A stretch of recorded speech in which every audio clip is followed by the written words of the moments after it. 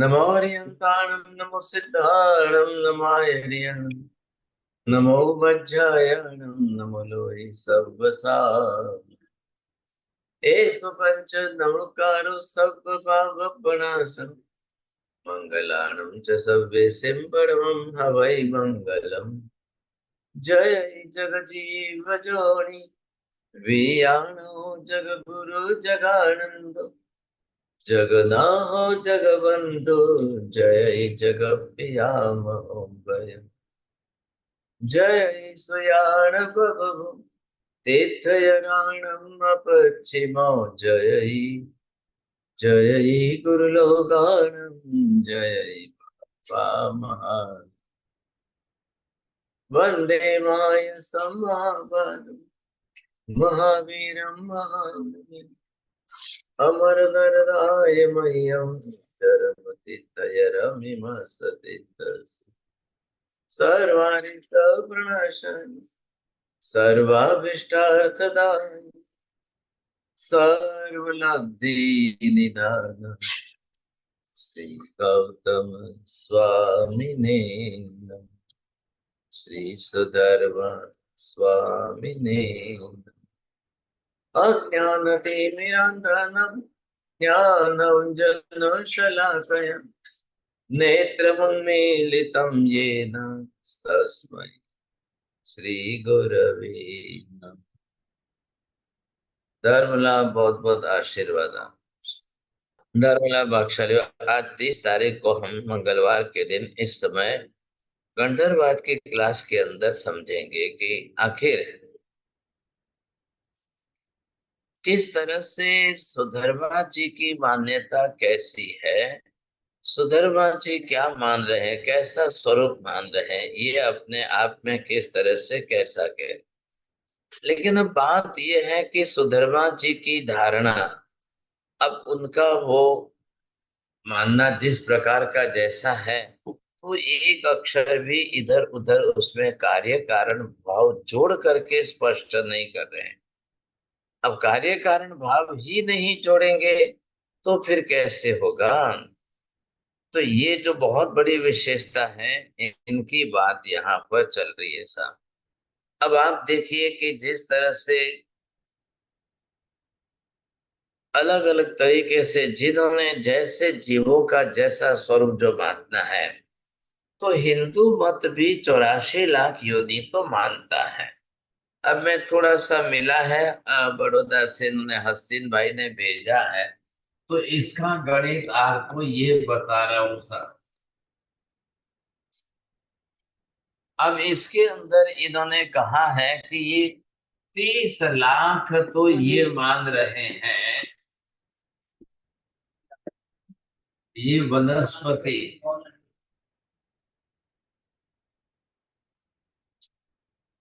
ये पेड़ पौधे आदि की जो है बात करें तो ये 30 लाख मानते हैं। दूसरे नंबर में बताया कि ये अपनी तरफ से 27 लाख जो है इनकी व्यवस्था बता रहे हैं।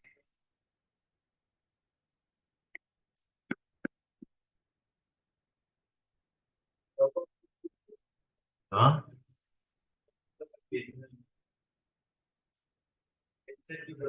हाँ हाँ, अमृत को कुछ आगे क्या। हाँ जी, कीड़े मकोड़े का एक जनरल लिस्ट लेकर उन्होंने 27 लाख दे दिया है ऐसा। अब ये 14 लाख इन्होंने पक्षियों के बारे में दिए। ये इन्होंने बताया कि 14 लाख जो है ये पक्षियों की दी है। अब पानी के जीव जंतु की बात इन्होंने की है, तो ये 9 लाख इन्होंने दी है सब पानी के।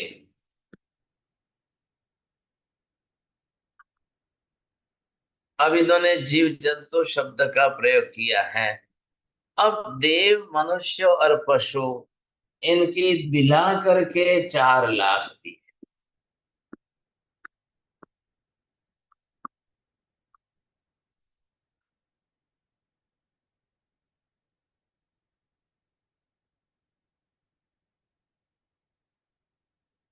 देखिए साहब, मेहता जी करिए, टोटल करके देखो। 84 lakhs होती है। हाँ। अब ये जो है जिस तरह से इन्होंने कहा है, अब कहाँ कहाँ किस तरह से और भी अलग अलग तरीके से कुछ कुछ मिलता है। अभी बात मैंने आपको पहले कही कि ये हिंदू धर्म की मान्यता से इन्होंने मुझे भेजा है वहां से, अस्तिन जी ने।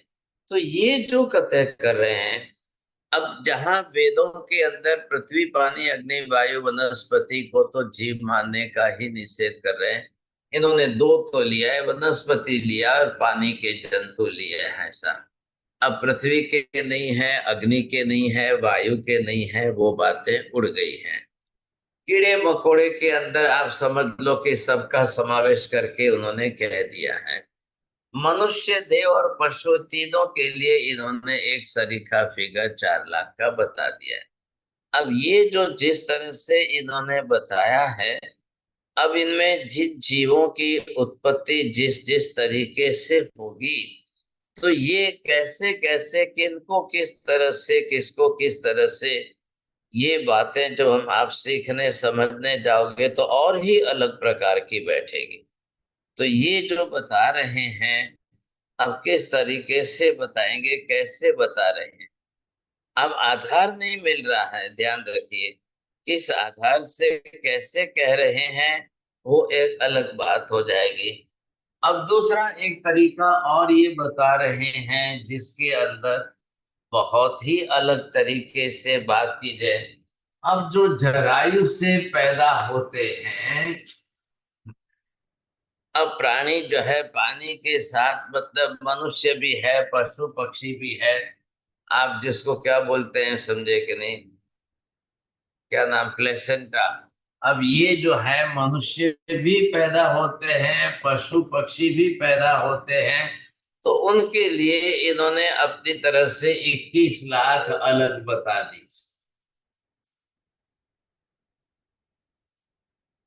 ध्यान रखना, ये दूसरा मत है उनका ही है, उनके हिसाब से ही हिंदू मत की ही मान्यता है।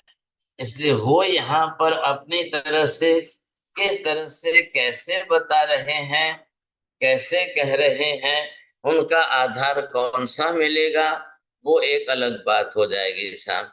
तो ये यहाँ पर इन्होंने जिस तरह से दिया है। अब वो दूसरे नंबर पर स्वेद, ये पसीने से पैदा होने वाले, जिनको हम समूर्छिम वगैरह कहते हैं, इसके भी 21 लाख ही बता रहे हैं।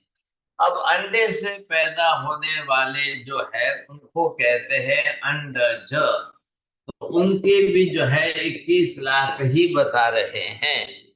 और उद्बीज, क्या, उद्बीज जिसको कहते हैं कि ये जो है वनस्पति आदि जो पैदा होते हैं, उनकी भी इन्होंने 21 लाख ही बताई है।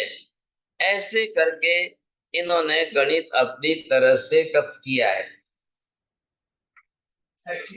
हाँ हाँ। तो ये अब हो गया सब, ये कितना हो गया है इनके हिसाब से, ये भी जो है इन्होंने अपनी तरह से व्यवस्था बैठा दी है। तो ये जो है इस तरह से इन्होंने 84 लाख की, हाँ बरोबर।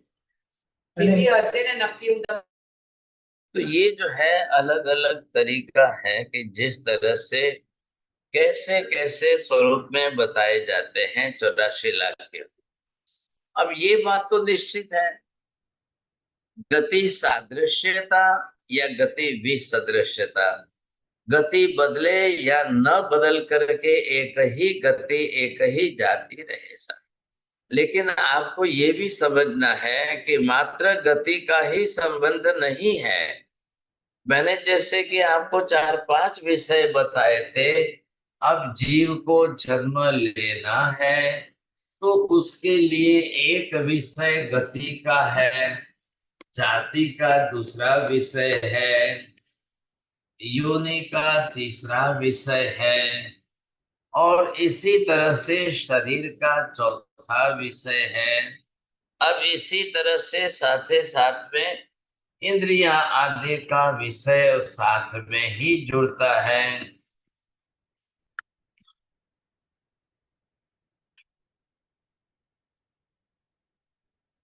अब इन सब की प्रक्रिया है, सबकी एक जाति एक शरीर की समानता मिलेगी क्या? क्योंकि सवाल यह है कि गति तो चार ही है, जातियां अलग अलग पांच है, इंद्रियां अलग अलग पांच है, योनियां 84 लाख है, शरीर सबके अलग अलग डिवीजन के हैं, 13 विभाग के शरीरों की अलग अलग रचना है। तो ये जो 84 लाख योनियां हैं, इनका ही विषय जो है 84 लाख का विषय 13 डिवीजन के अंदर बैठ। अब ये सबकी समानता कैसे हो सकती है? और इसके साथ में आपको ये है कि भाई सबका जन्म प्रकार, जन्म का स्वरूप जो है वो कैसा है? अभी आपने देखा था अंडज पोतज जरायुज उद्भिदक, ये जन्म के प्रकार से उन्होंने योनियां बना दी, क्योंकि योनि के सिवाय जन्म नहीं है, तो योनि ही जन्म का मुख्य कारणीभूत निमित्त है। अब योनि एक रहे और जन्म, जीवन और गति बदल जाए या नहीं बदले, या एक ही योनि में उत्पन्न होने वाले भी एक शरीर के एक समान होंगे कि नहीं होंगे साहब, ये प्रश्न भी तो साथ में चलेगा। सुधर्मा जी फंसे हैं कहां पर? वो एक ही सादृश्यता समान रूप से है। तो सादृश्यता किसकी है? शरीर की सादृश्यता को ही आप गति की सादृश्यता में कारणीभूत निमित्त बना रहे हैं। इस जन्म में जैसा शरीर होता है वैसा ही अगले जन्म में दूसरा शरीर बनेगा। तो दूसरा जन्म आया बीच। अब ये जो है जिस तरह से है, सुधर्मा जी ने अपना मत तो रख दिया, हम भी 84 लाख योनियां मानते हैं, लेकिन जिस जो जीव जिस गति में, जिस जाति में है, जिस योनि में है, बस कायम हमेशा उसी में उसी में उसी में ही रहेगा। उसका जन्म होता ही रहेगा, बार बार जन्म लेगा, लेकिन उसी में रहकर जन्म लेगा। तो उसका कारण क्या है? उसका कारण कहां से लाएंगे आप? तो किसका कारण ये हो जाएगा कि एक बार भी वो जीव कभी अपने कर्म बदल ही नहीं पाएगा, चाहे अनंत जन्म कितने भी कर ले वो कर्म बदल नहीं पाएगा, क्योंकि उसको फिर वापस कर्म बदलेगा तो जन्म बदलेगा, जन्म बदलेगा तो जाति बदल जाएगी, गति बदल जाएगी। सब ये सुधर्मा जी को नहीं बैठ रहा है। अब महावीर स्वामी ने तो क्या है कि कर्म के सिद्धांत की बात है, तो कर्म परिवर्तनशील है। एक ही जन्म के एक ही जीव के कर्म परमानेंट अनंत काल तक, अनंत जन्मों में एक ही रहेगा, ऐसा कर्म सादृश्यता नहीं है। और कर्म सादृश्यता नहीं मानोगे तो जन्म की सादृश्यता नहीं बैठेगी। तो सुधर्मा जी के लिए समस्या ये है, जन्म की सादृश्यता मानने के पीछे कर्म की सादृश्यता माननी पड़ेगी। अब कर्म की सादृश्यता मानने के लिए सुधर्मा जी के सामने ये प्रश्न आया, तो वो ये कह रहे हैं कर्म की बात ही नहीं आ रही है, ईश्वर ही जन्म देता है, ईश्वर ही बनाता है सब कुछ, तो ईश्वर तो बदलेगा नहीं साहब। तो ईश्वर नहीं बदलेगा तो सारी समस्या आ जाएगी सर्जन विसर्जन की प्रक्रिया पर। एक जैसी एक शरीर की, ध्यान देना मेहता जी, क्या ईश्वर जब जब सृष्टि बनाता है तब तब एक शरीर की एक जैसी ही सृष्टि ईश्वर बनाता है? जी नहीं। ऐसा।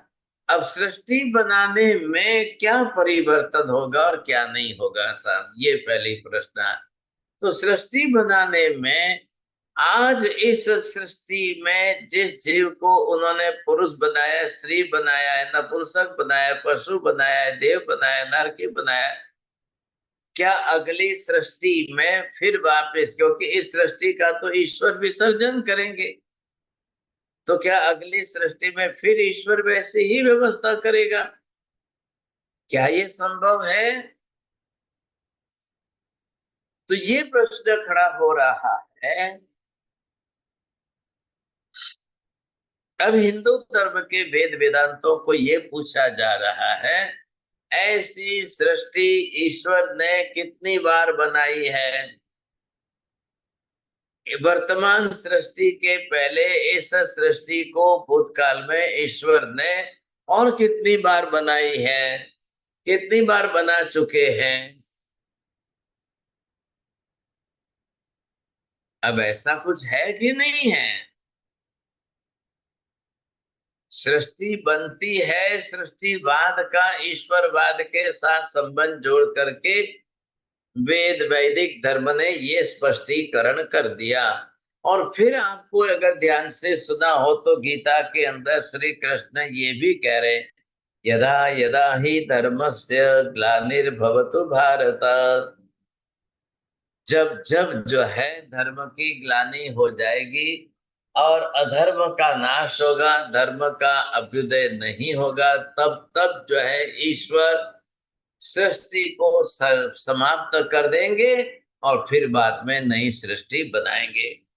अब जिनके जो कॉन्टेक्ट हो, चोरडिया जी आप भी पूछ सकते हो, मेहता जी भी पूछ सकते हैं, किसी को भी कहीं से भी न्यूज निकालना है तो पूछ करके निकालिए। एक सृष्टि बनने के बाद दूसरी सृष्टि बनाने में गैप कितना रहता है? मैं प्रश्न नहीं पूछ रहा हूं जैन साहब, आप जल्दी उत्तर देने की जल्दीबाजी मत कर लेना। मैंने कहा है कि जानकारी प्राप्त करके लिखना, समाचार देना। साहब ये आपने देखा कि यहाँ पर जो है ये एक बार सृष्टि का निर्माण किया। अब ये एक बार की सृष्टि जो चली वो कितने काल तक चली? ये काल जो है, तो यहाँ सृष्टि का सर्जन काल है, ये सृष्टि का प्रलय काल है, विसर्जन काल है। तो ये काल कितना चला है सोचिए।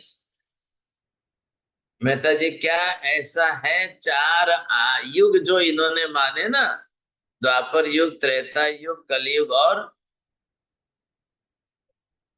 मालूम नहीं है, सब चौथा युग मालूम नहीं है।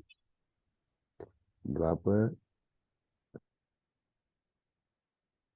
हमारे साहब सतयुग। सतयुग। सतयुग, वही। ये जो चार युग का है, क्या यही सृष्टि का काल है? तो इस सृष्टि को ये चार युग के अंदर, एक दो तीन और चार, अभी ये कह रहे हैं चौथा कलयुग चल रहा है, तो क्या इस चार युग तक ही सृष्टि है और फिर विलय प्रलय कर देंगे?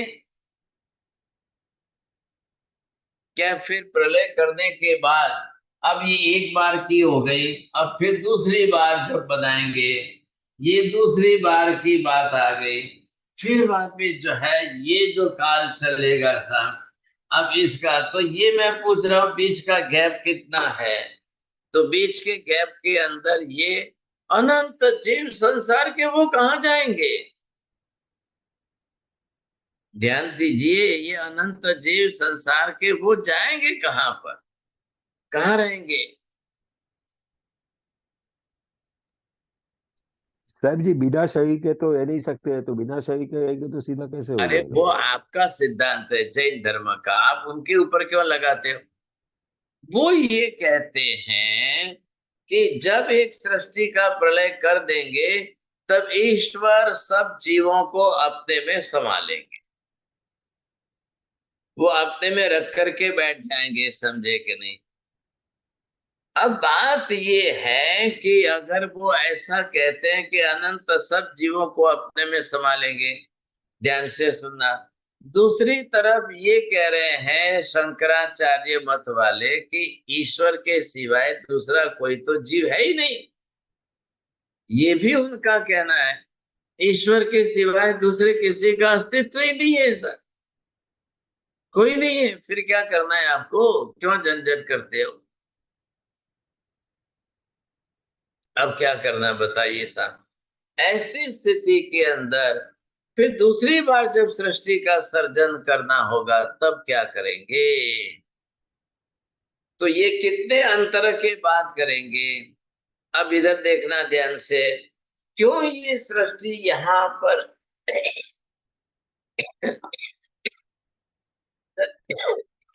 प्रलय करने की नौबत क्यों आई? तो सर ये पाप कहते हैं कि बढ़ गया है प्रलय मेरा। प्रलय करने की नौबत इसलिए आई कि सारी अव्यवस्था हो गई सा। बढ़ना चाहिए था धर्म और अधर्म बढ़ गया सा। वो ही कह रहे हैं अब ये कलयुग का यही काल आ गया है। अब कह रहे हैं कि भाई राम को बैठा दिया है, अब राजगादी पर बैठे हैं तो अब राम राज्य लाएंगे सब। लेकिन दुनिया में अधर्म इतना फैल गया, अब इसका क्या करेंगे, कैसे करेंगे सब? तो बोले भाई ब्रह्मा जी तो तैयार, शंकर जी तैयार बैठे, शंकर जी आएंगे, इसका प्रलय कर देंगे सब। शंकर जी प्रलय करके जाएंगे, तब उसके कितने काल के बाद ब्रह्मा जी उठेंगे। वो ऐसे शब्द प्रयोग कर रहे हैं, ब्रह्मा जी उठेंगे ऐसा। और ब्रह्मा जी जब आएंगे तो वो फिर देखेंगे कि हाँ चलो चलो चलो, अब मुझे तो सब कुछ वापस करना पड़ेगा सा। तो जो वापस करेंगे तब कैसे करेंगे? तो वहां उपनिषदों में या योग में वेद में उत्तर दे रहे भी, वो वेद में देखेंगे पहले कैसे बनाई थी, तो उसकी वो जेरोक्स निकालेंगे, ट्रू कॉपी। अब वो जेरोक्स के हिसाब से चलो भाई, किसको क्या बनाया था, किसको क्या बनाया था, किसको क्या बनाया था। अच्छा ये कौन है? अच्छा इनको तो मैंने स्त्री शरीरधारी बनाया था, चलो इनको वापस स्त्री बनाओ। इनको क्या बनाया था? पुरुष देहधारी बनाया था, चलो इनको वापिस पुरुष। इनको क्या बनाया था? चींटी मकोड़े बनाया था। इसको क्या बनाया था? पशु पक्षी बनाया था। इसको क्या बनाया? अब किसको क्या बनाया था, इतना सब वेदों में लिखा हुआ मिलेगा। उस हिसाब से वो जेरोक्स के हिसाब से वापिस जो है नई सृष्टि बनाएंगे। तो भाई साहब जब वापिस आप बनाओ और वो भी पहले की जेरोक्स जैसी बनाओ, तो पहले की सृष्टि बिगड़ गई थी आपकी। पहले की सृष्टि जब ऐसी स्थिति आ गई कि आपको प्रलय करने की नौबत आई, तो दूसरी बार वापिस उसी जेरोक्स को क्यों आप बना रहे हो? अरे ये तो कॉमन सेंस की बात है, हर किसी को समझ में आ सकती है। तो दूसरी बार वापिस उसी के जेरोक्स की क्यों बना रहे हो? चेंज करो ना, बदलो। आप समझे कि नहीं? अब आपको बदलना चाहिए, समझे। दूसरी तरफ बात आ रही है कि भाई शंकर जी प्रलय क्यों करे। तीन बात इन्होंने स्वीकारी है। इसमें सृष्टि का सर्जन करने वाले हैं ब्रह्मा जी, और सृष्टि का संचालन करने वाले हैं विष्णु, और संहार करने वाले, प्रलय करने वाले हैं शंकर जी। तो इन्होंने ब्रह्मा विष्णु शंकर तीनों की अलग अलग व्यवस्था दी है, तीनों को अलग अलग जिम्मेदारी दी है। जब विष्णु जी अभी है वो संचालन कर रहे हैं, और श्री राम को ये विष्णु का अवतार मान रहे हैं, उनकी मान्यता है, ध्यान रखिए। तो जब ये विष्णु जी वर्तमान में हैं, तो उनके ऑर्डर में चल रही है, वो ऑर्गेनाइजर है, मैनेजमेंट उनका है, तो बिगड़ कैसे सकती है सृष्टि की बात? बिगड़ना कैसे हो गया? ये क्या बात कर दी, ऐसे कैसे बिगड़ गए? अब इसका क्या करना, ये प्रश्न बड़ा है ऐसा। विष्णु के होते हुए अव्यवस्था हो रही है, अब जाकर के शंकर जी को प्रलय करने की नौबत आएगी। वो प्रलय कर लेंगे, अब क्या मालूम कितना काल जाएगा, फिर ब्रह्मा जी आके सृष्टि का सर्जन करेंगे। अब इस तरह से बार बार करते करते कितनी बार करेंगे, और कितनी बार भूतकाल में कर चुके हैं। आ गई बात समझ में? भूतकाल में कितनी बार कर चुके हैं। ये बात समझ में ही नहीं आ रही है सर। अब इसका कैसे करें आप? तो ये बड़ी समस्या हो जाएगी, सोचिए आप, समझे कि नहीं, बहुत बड़ी समस्या हो जाएगी। तो ये कोई नहीं बात बैठा रहे, कोई नहीं। ये अव्यवस्था है, बहुत बड़ी अव्यवस्था है। अब ये बात बैठ ही नहीं रही है, समझे कि जैसे तैसे करके भी यहाँ पर जो है ये जिस तरह से बात आ रही है, अब कैसे करें बताइए। तो यहाँ पर क्या है, महावीर की बात तो स्पष्ट है। इधर देखिए आप, महावीर क्या कह रहे हैं, क्रिया बदलेगी, क्रिया में परिवर्तन होगा, कर्म में परिवर्तन होगा।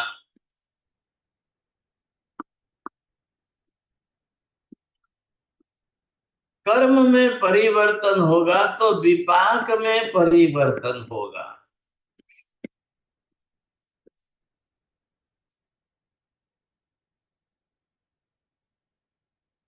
अब विपाक में परिवर्तन होगा तो फिर आगे जीव की जो है गति भी बदलेगी, जाति भी बदलेगी, और फिर जो है योनि भी बदलेगी। इन सब के अंदर परिवर्तन आएगा सब। तो क्रिया में परिवर्तन अनिवार्य है। अब क्रिया का परिवर्तन कैसा आएगा, या तो शुभ या अशुभ।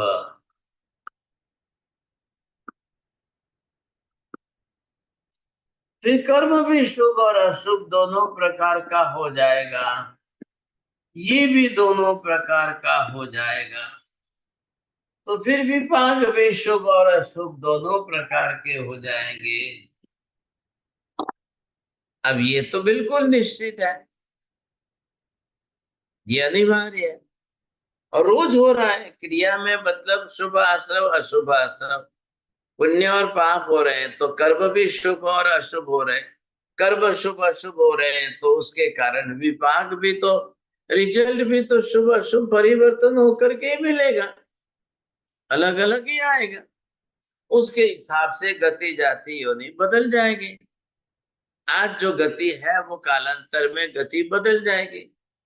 अब यहाँ पर क्या है, जैन धर्म के अंदर अब महावीर स्वामी ने चार गति के कारण जो दिए हैं। अब ये चार गतियां हैं और चार गति के कारण, ये गतियां जो जिस प्रकार की है, अब किसको कौन सी कैसी गति मिले तो उसके कारण जो है इन्होंने बरोबर दिए हैं। अब चारों गतियों के कारण क्या दिया है, ये यहाँ पर आप देखिए तिर्यंच गति है। अति आहार, आहार की संज्ञा की तीव्रता के कारण मनुष्य मर करके तिर्यंच गति में जाकर के पशु पक्षी बनेगा, ये कारण बदल गया। अब वैसे ही कारण सबके अलग अलग है। यही मनुष्य मर के जाकर के नरक गति में जाए, यही मनुष्य जाकर के देव गति में जाए, यही मनुष्य जाकर के दोबारा फिर मनुष्य बने। तो इन चारों गतियों में जीवों के, मनुष्यों के जाने के कारण अलग अलग है। कोई कारण यहाँ क्रिया में आ रहे हैं, तो कारण बदल गए तो गति बदल जाएगी। यही मनुष्य जाकर के पशु पक्षी बन सकता है तिर्यंच में। अति आहार की संज्ञा है, आहार की प्रवृत्ति है, और यही मनुष्य आहार के पीछे क्लेश कसाय राग द्वेष जीव हिंसा करता है तो नरक गति में जाएगा। वही मनुष्य आहार के संयम से या अल्पाहार से या आहार आदि के तप से वो देव गति में भी जाएगा। यही मनुष्य वो आहार आदि का त्याग करके पाप प्रवृत्ति कम करके दोबारा मनुष्य भी बनेगा सर। महावीर स्वामी इस बात को कह रहे हैं, लेकिन ये जो है इनको सुधर्मा जी के गले नहीं उतर रही। वो कहते ये संभव नहीं है। उन्होंने अपनी तरह से यही धारणा कर ली कि गति बदलती नहीं है। अब आपको क्या बदलना है? गति न बदले तो शरीर बदलता है कि नहीं? पहले इस पर थोड़ा सा ध्यान दीजिए। हाँ जी, बोलिए विपुल जी, प्रश्न ख्याल में आ रहा है?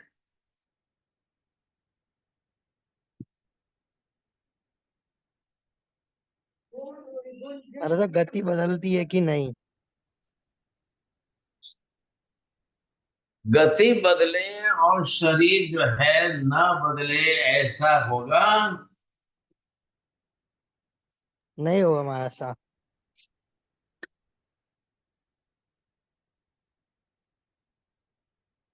नंबर 2, गति बदले और शरीर बदले, ऐसा होगा क्या? नंबर 3, गति ही न बदले पर शरीर बदलता है, ऐसा होगा क्या? गति भी न बदले और शरीर भी न बदले, ऐसा होगा क्या?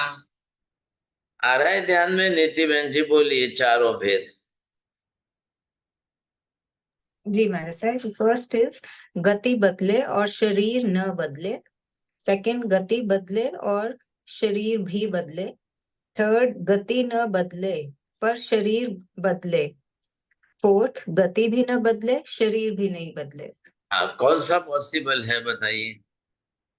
सो फर्स्ट, गति बदले और शरीर न बदले, दिस इज नॉट जी महाराज साहब बोलिए। स्थिति के अंदर ये तो किसी भी हिसाब से पॉसिबल नहीं है साहब, क्योंकि मृत्यु होते ही शरीर तो नष्ट हो जाएगा। मृत्यु हुई कि शरीर तो रहने वाला नहीं है साहब। अब जाना तो जीवात्मा को है। अब बताइए वो कैसे शरीर बदलेगा? शरीर नहीं बदलेगा तो गति नहीं बदलेगी। तो यहाँ गति के हिसाब से, क्योंकि शरीर बदले बिना गति बदलना संभव नहीं है, तो ऐसी स्थिति के अंदर यहाँ पर आपको ये देखना है कि कैसे गति जाति की व्यवस्था है। अब ये अपनी तरह से मना कर रहे हैं सब। यहाँ पर भी अंतिम बात के अंदर सुधर्मा जी को समझाते समझाते महावीर स्वामी कह रहे कर्म का सिद्धांत माने बिना दूसरा विकल्प नहीं है। और कर्म सिद्धांत माने तो फिर आपका गतिवाद का, सादृश्यता का, एक गतिवाद का, एक शरीर गतिवाद बैठेगी नहीं। क्योंकि ये है कि जीव के जन्म तो अनंत होने ही होने हैं।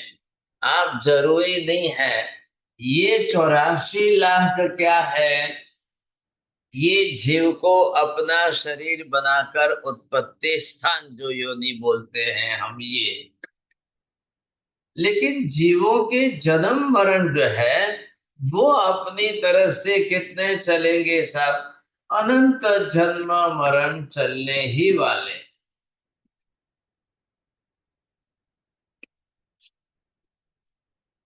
अब इनका क्या कहना है कि अनंत जन्म मरण सुधर्मा जी भी मानने को तैयार है, लेकिन उसी योनि में जो जीव जिस योनि में है उसी योनि में अनंत जन्म मरण चलेंगे। अब ये योनि किसी ने धारण की है, ये योनि किसी ने देव योनि है, ये पशु योनि है, ये मनुष्य योनि है, ये किसी की अपनी कीड़े मकोड़े की योनि है ऐसा। अब ये किसी की इन्होंने जो वनस्पति की योनि मानी है, या ये किसी के, तो इनका ये कहना है कि ये हो गई 84 लाख योनियां सबकी है जो। अब ये इसी में जन्मेगा, इसी में मरेगा, इसी में जन्मेगा, इसी में मरेगा, इसी में जन्मेगा। मनुष्य मनुष्य में ही जन्मेगा, फिर मरेगा, फिर मनुष्य मनुष्य में ही। ये पशु पक्षी जो है पशु पक्षी में ही जन्मेंगे मरेंगे। ये देवी देवता देवगति में ही जन्मेंगे मरेंगे, जन्मेंगे मरेंगे। इनका कहना ऐसा है। ये भी कह रहे हैं ये 84 लाख योनियां भी मान रहे हैं और अनंत जन्म मरण भी मान रहे हैं। अब इसमें और महावीर के वचन में आप अंतर समझना है। महावीर कह रहे हैं कि 84 लाख में से एक एक योनि में जीव अनंत अनंत जन्म करता करता योनि परिवर्तन करता जाएगा। ध्यान दीजिए, स्व काय स्थिति होते हुए भी योनि परिवर्तन होता है। बोलिए राहुल जी, ख्याल आ रहा है बात?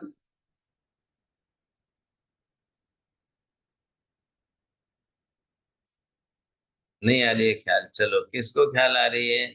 हंसाबेन बोलो। हाँ साहेब जी, योनि यानी कि जैसे बोलते हैं पृथ्वी काय की 60 लाख योनि, तो वो स्व का स्थिति तो उसमें ही रहेगी, लेकिन योनि बदलेगी, वो 7 लाख में ही घूमेगा। हाँ मतलब तो स्व ये का स्थिति वो ही योनि बदलेगी। हाँ तो ये जो आपको देखना है, आपने पृथ्वी काय की 7 लाख दी, ये वनस्पति काय के अंदर प्रत्येक वनस्पति काय है तो 10 लाख दी, साधारण वनस्पति काय है तो आपने 14 लाख दी, ये मनुष्य है तो 14 लाख दी। अब ये जो 14 लाख योनियां हैं तो उसके अंदर जीव जाएगा। अब मान लो कि उसकी स्व काय स्थिति के कारण जो है गति न बदले, परंतु योनि तो बदलेगी ही बदलेगी। ये बात समझनी है आपको। क्यों बदलेगी? तो एक बार जाकर अफ्रीका में अफ्रीकन हबशी बना है, दूसरी बार चाइना में जाकर पैदा हुआ है, तीसरी बार जो है इंग्लैंड में पैदा हुआ है, चौथी बार जाकर के इंडिया में पैदा हुआ है, पांचवी बार। तो ये 7 से 8 भव की स्वकाय स्थिति है।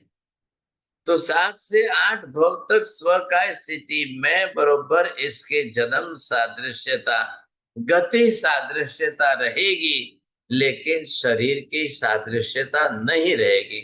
शरीर की सादृश्यता योनि के कारण बदल जाए। कहने के लिए तो मनुष्य मनुष्य ही है, अफ्रीका के हबशी भी कहने के लिए तो मनुष्य ही है। कहने के लिए जो है सभी चाइनीज भी मनुष्य है, जापानीज भी मनुष्य है, जर्मनी भी मनुष्य है, ख्याल आएगा। लेकिन मनुष्य मनुष्य मनुष्य होते हुए भी योनि बदल गई, शरीर रचना बदल गई, गति नहीं बदली। तो आपका मत गति सादृश्यता का है या जन्म सादृश्यता का है या योनि सादृश्यता का है या जाति सादृश्यता का है, या तो ये किसमें परिवर्तन है? हालांकि शुरुआत के अंदर सुधर्मा जी एक ही बात को लेकर के इन्होंने मत खड़ा किया है, गति का, लेकिन गति के पीछे शरीर का कारण बताया। अब ये बदल गए, साथ तो बदल गए, तो इन्होंने कहा कि नहीं नहीं, सब में एक तरीके एक समानता एक जैसी रहेगी। क्योंकि वो दूसरा तीसरा और अलग अलग मान ले तो फिर जो है बात बैठेगी नहीं, बिगड़ जाएगी, समझेगी नहीं। तो बदलने की बात कर रहे हैं, एक तरीके रहेगी, बदलेगी नहीं। महावीर कह रहे हैं कि ये संभव नहीं है। पिछले जन्म में जिस जीव ने जिस कर्म के संयोग से जैसा शरीर बनाया था, अब आज उसके कर्म बदल गए। आज कर्म बदल गए हैं तो फिर सवाल कहाँ आ रहा है? फिर तो सब बदल जाएगा, सब कुछ बदल जाएगा। अब ये उसको सोचना है, ये उसको सोच करके अपनी तरह से विचार करना है, लेकिन कैसे करें ये प्रश्न आ रहा है। कैसे?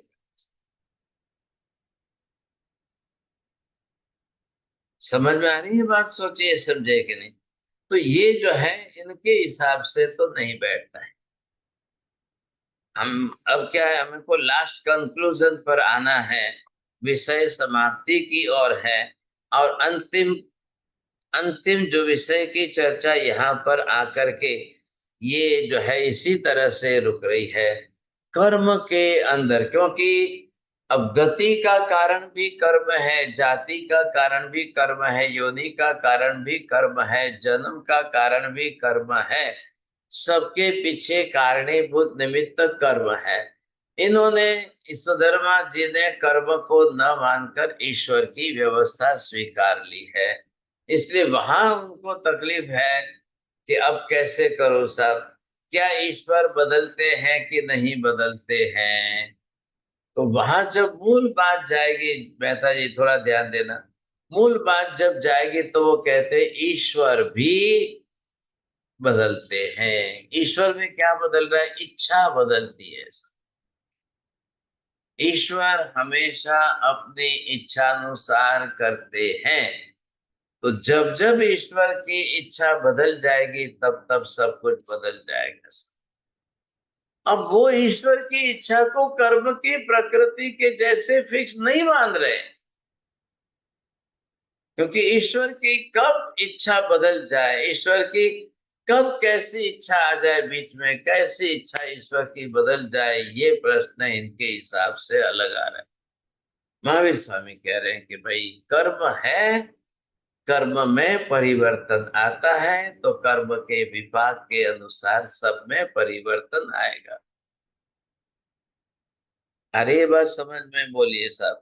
मैं चाहता हूं कि अब इसको कंक्लूड करके और लास्ट कंक्लूजन ये दे करके हम पूर्ण करना चाहते हैं, बहुत ज्यादा हो गया।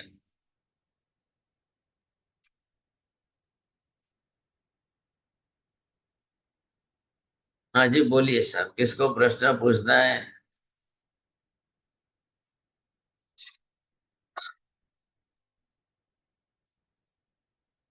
साहब जी, हाँ कंक्लूजन आएगा, मगर उसके पहले सुदामा स्वामी जी को कन्विंस कैसे करते हैं, वो एक स्टेज अभी तक नहीं आया। सुधीर स्वामी जी को तो ये सब प्रश्न सारे दिए जा रहे हैं कर्म सिद्धांत समझाने के लिए। अब वो जब तक जो है अपनी पकड़ नहीं छोड़ेंगे वहां तक संभावना नहीं बन। मगर उनको जो शंका थी वेद वाक्य के दो वाक्यों में, जो अलग अलग शंका थी, कि एक में एक ऐसा वो कहते थे कि कभी जो मनुष्य मर के मनुष्य ही होता है, मगर दूसरा एक वाक्य आया था कि जिसमें अगर वो मलमूत्र के साथ शरीर को जलाते हैं तो वो बनता है। तो वो दोनों का समन्वय कैसे करते हैं भगवान? पर अब वो महावीर भगवान। मैं कल करूंगा, समन्वय करके ही समाप्त करना है ना, ऐसे ही तो नहीं। लेकिन जी अब जी। ये है कि अब उनको स्वीकारना नहीं स्वीकारना उनके पक्ष की बात है। अब है तो आप भी जानते हो अनंतानुबंधी है, कसाई के साथ है, इतना जल्दी बदल देंगे। लेकिन हमने जब इतने लंबे टाइम तक इतनी क्लासें कर दी है, अब आप सोच लो कि लास्ट कंक्लूजन क्या करना है। बस इसी पर आएगी बात, क्रिया कर्म विपाक रिजल्ट के हिसाब से ही बात बैठेगी, बाकी दूसरा कोई विकल्प नहीं। हाँ जी बोलिए रहा विपुल जी। महाराज साहब, ये त्रियंच गति के जीवों की तो हमें योनियां नजर आती हैं, 2 लाख 4 लाख इस टाइप की। लेकिन मनुष्य की 14 लाख योनियां जो है वो किस प्रकार से घटित होंगी? क्योंकि वर्ण गंध रस स्पर्श संस्थान, इनका गुणाकार करने पर गठित होगी। उत्तराध्ययन सूत्र आगम शास्त्र के 36वें अध्याय के अंदर सबके लिए यही गणित दिया है। वर्ण बदलता है, गंध बदलते है, रस बदलता है, स्पर्श बदलता है, संस्थान बदल रहे। जी 14 लाख का गणित इसी तरह से आ रहा है, और उसके बदलने पर सब कुछ बदल जाएगा। कोई भी हो समझे कि नहीं, संसार में परिवर्तन का नियम इसी पर आके खड़ा रहेगा। आप 14 लाख खाली मनुष्यों की स्त्रियों का पॉपुलेशन ना पकड़े, हिंदुस्तान के अंदर ही 60 लाख है, 60 करोड़ है सॉरी, और पूरी दुनिया के अंदर तो 250 करोड़ के ऊपर जा रही है। तो ये मत सोचिए, सादृश्यता एक सरीखापन कितने का आएगा वर्ण गंध रस स्पर्श की दृष्टि से, वो गणित अलग है। जी महाराज। हाँ बोलिए। What did you mean by sadrashyata? Meaning similar. So when, but then the population and is different. Population, this is just the similarities in the yoni. No, population is different. Population is only for the figure. But the similarity of the varna, gandha, rasa, स्पर्श and समानता, आकार, अब वो जितनी आएगी एक group बन जाएगा, अलग हो जाएगा, दूसरा ग्रुप बन जाएगा, तीसरा ग्रुप बन जाएगा, ऐसे सब अलग अलग बन जाएंगे। होल इंडिया का एक नहीं आएगा ग्रुप जिसको बोलते हैं ना। तो आप जैसे गुजरात के अंदर जाओगे तो कितने वेरिएशन ग्रुप आएंगे, बनासकांठा का अलग, साबरकांठा का अलग, किसका अलग, कैसा आएगा, वो सब अलग अलग बन जाएंगे। चाइना में जाओगे तो अलग हो जाएगा। हाँ, sorry, because one time you had said the population is the maximum this much, so after that it never increases, but right now we are seeing maximum population. no, the population is totally different thing. और ये जो 84 लाख की 14 लाख की योनियों की जो संख्या का कैलकुलेशन आएगा वो अलग वस्तु है, क्योंकि उसी में उत्पन्न होंगे, ना नहीं है, लेकिन अलग अलग जो है डिवीजन जो बनेंगे वो ये है।